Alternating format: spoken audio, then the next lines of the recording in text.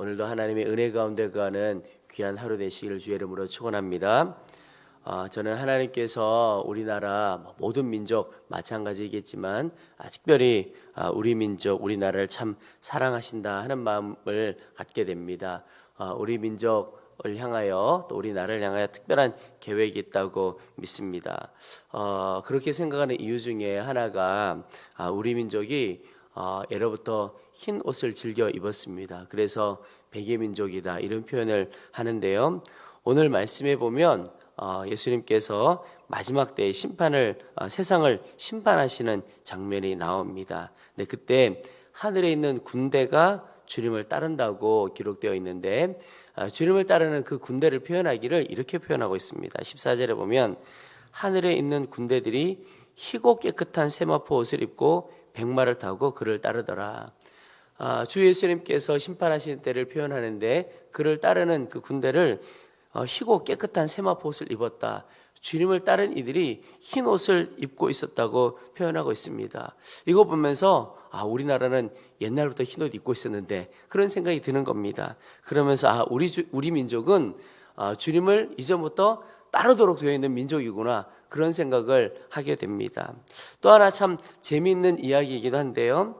이 땅에 선교사님들이 처음 왔을 때 우리 민족 이 사람 저 사람 보면서 물었다는 거예요. 무엇을 물었냐면 우리 조상들이 머리에 쓰고 있는 것을 보면서 참 신기하고 그들 눈에는 신기하게 보였죠. 그래서 이것이 무엇이냐고 물었더니 사람들이 대답하기를 갓입니다 이렇게 이야기하는 겁니다. 서양 선교사님들이 갓이라고 하는 거죠.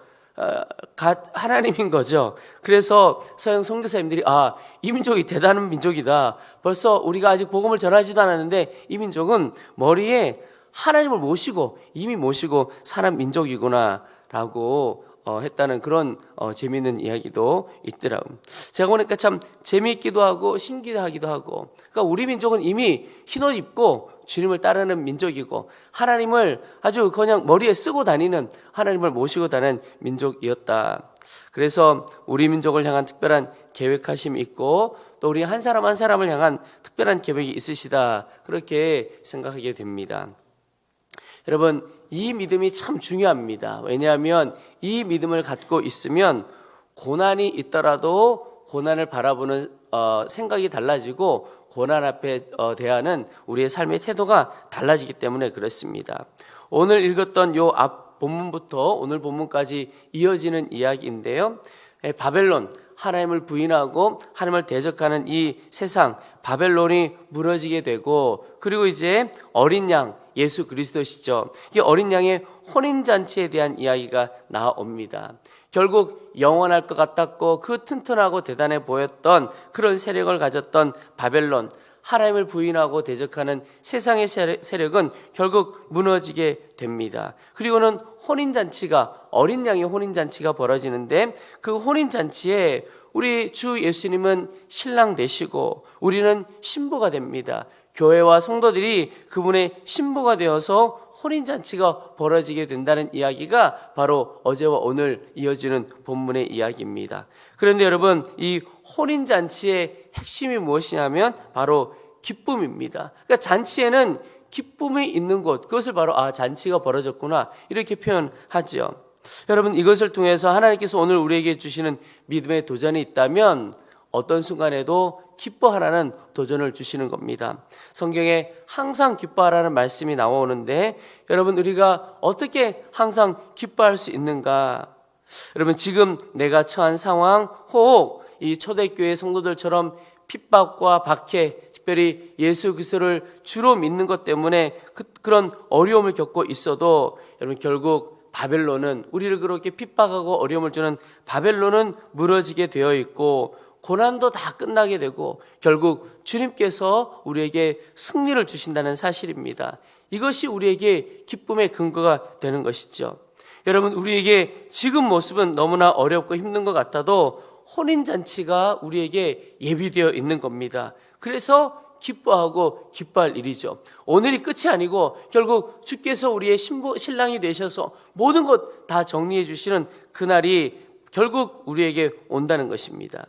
오늘 19절 보면 마지막 때에 일어나는 그 전쟁의 결말에 대해서 나와 있는데, 또 내가 보면 그 짐승과 땅의 임금들과 그들의 군대들이 모여 그 말탄 자와 그의 군대와 더불어 전쟁을 일으키다가, 여기 그 말탄 자, 백마를 타고 온 자가 바로 주 예수님이시죠.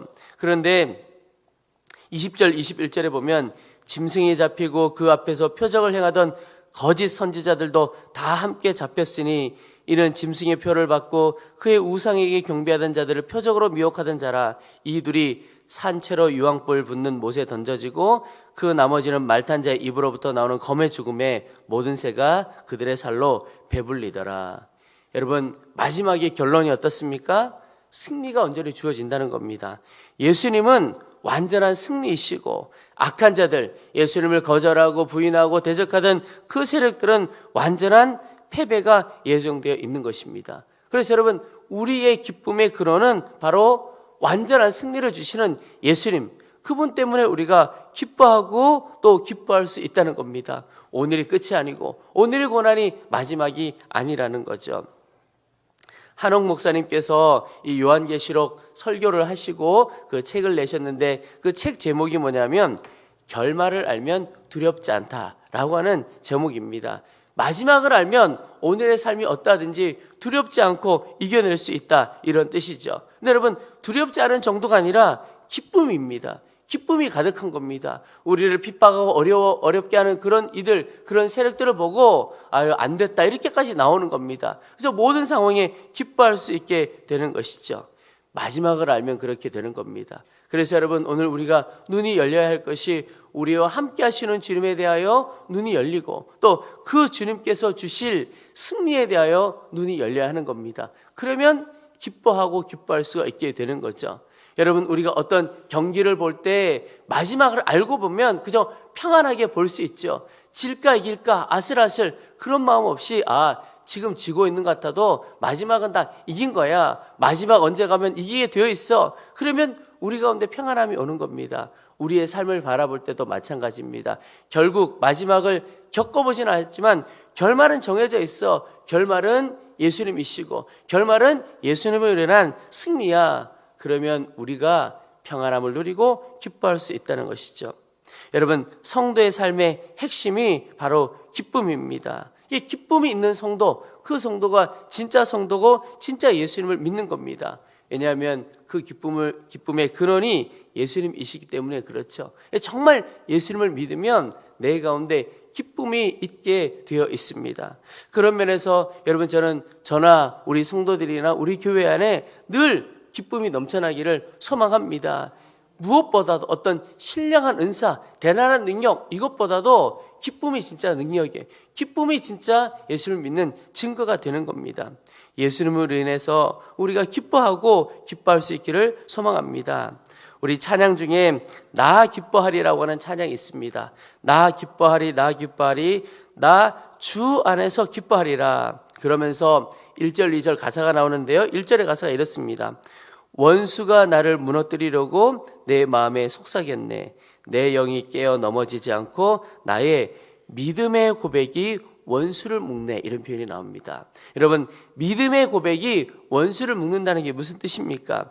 지금 나는 어려움을 겪는 것 같고, 지금 내 눈에 보기에는 실패한 것 같고 무너져 있는 것 같지만, 그러나 나에게는 승리가 예정되어 있다. 이게 믿음의 고백이지요. 그 고백이 사단이 내 마음을 흔들어 놓으려 할 때 결국 흔들어 놓지 않도록 막아주는 고백이 되는 겁니다. 승리가 결론이라는 믿음의 고백이 우리를 지켜가는 거죠. 여러분은 우리 안에 그 고백이 넘쳐나기를 소망합니다. 또 하나 2절에 보면 그 찬양의 가사가 이렇습니다. 환경의 지배를 받지 않고 내 팔의 힘과 목소리, 느끼는 감정과 상관없이 내 마음 기뻐하기로 결심을 했네. 여러분, 내 마음이 기뻐하기로 어떻게 결심을 합니까? 예수님 때문에 나는 승리하게 되어 있고, 예수님 때문에 나는 기쁘다, 기뻐할 수밖에 없다라고 하는 거죠. 그 믿음의 결단이 바로 내 마음 기뻐하기로 결심을 했네. 여러분, 오늘 하루 살아가면서 여러 사람들을 만나고 여러 상황과 형편 처하게 될 것입니다. 그럴 때 내 마음 빼앗기지 않도록 우리가 주님을 바라볼 수 있어야 하겠습니다. 여러분, 오늘 하루가 어떤 날인지를 기억해야 합니다. 오늘 하루가 바로 우리에게 하나님께서 약속하신 혼인 잔치날입니다. 그 말은 오늘이 바로 주님으로 인하여 기뻐할 날이고 주님으로 인하여 승리를 경험하게 되는 날이라는 뜻이죠. 그래서 여러분, 오늘 우리의 눈이 늘 주님을 향하여 고정되어 있어야 하는 이유가 바로 거기 있습니다. 상황을 바라보지 않고 역사하실 주님을 바라보는 겁니다. 그러면 우리 심령 가운데 기쁨이 흘러넘치게 됩니다. 여러분, 기쁨이라고 하는 것도 내가 내 안에서 기쁨이 나오는 것이 아니라 주님을 바라볼 때 주님으로부터 부어지는 것이 기쁨입니다. 왜냐하면 기쁨의 근원이 예수님이시기 때문에 그렇습니다. 우리에게 기쁨을 주시는 예수님을 계속 바라볼 수 있게 되기를 축복합니다. 여러분, 내가 처한 상황이나 형편이나 어떤 사람 바라보게 되면 마음이 무너지기가 쉽습니다. 그 상황에 매여 있기가 쉽고 기뻐하기가 어렵습니다. 그런데 주 예수님을 바라보기 시작하면 우리가 기쁨이 회복되고 감사가 회복되어집니다. 여러분, 올 한 해를 마무리해가는 한 달입니다. 이 한 달을 살아가실 때 이전까지 좀 놓치고 사셨다 하더라도 다시 한번 역사하실 주님을 바라볼 수 있게 되기를 소망합니다. 그렇게 주님, 다시 한번 주님 바라보기를 소망합니다. 그 기도가 우리 가운데 나오기를 원합니다. 그러면 혹 이전까지 주님을 놓친 것으로 인하여 기쁨도 놓쳤고 감사도 놓쳤다 하더라도 다시 한번 기쁨을 회복하고 감사를 회복하고 그리고 주님의 손 붙들고 새롭게 한 해를 시작하고 준비할 수 있는 은혜의 시간이 되리라고 믿습니다. 또 하나, 그 주님을 바라보면서 똑같이 바라볼 것이 승리를 바라보는 겁니다. 여러분, 오늘 나의 삶은 실패 같고 오늘 나의 삶은 좌절 같아 보일지라도 그러나 하나님은 어떤 하나님이십니까? 우리와 함께 하시는 주님, 우리가 바라보는 그 주님은 부활의 주님이십니다. 생명조차도 이기고 다 뒤집어낸 부활의 주님이시죠. 그 주님이 우리의 삶도 부활의 능력으로 역사하실 것입니다. 그것은 승리를 주신다는 거죠. 역전의 승리를 우리 가운데 약속하신 분이 주님이십니다. 그래서 승리를 주시고 부활의 능력으로 우리 가운데 역사하실 그 주님을 바라보는 겁니다.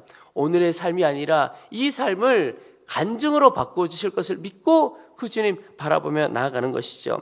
여러분, 오늘 나의 삶이 어렵고 힘들고 아픔 가운데 있습니까? 여러분, 하나님께서 이것을 간증으로 바꿔주실 것입니다.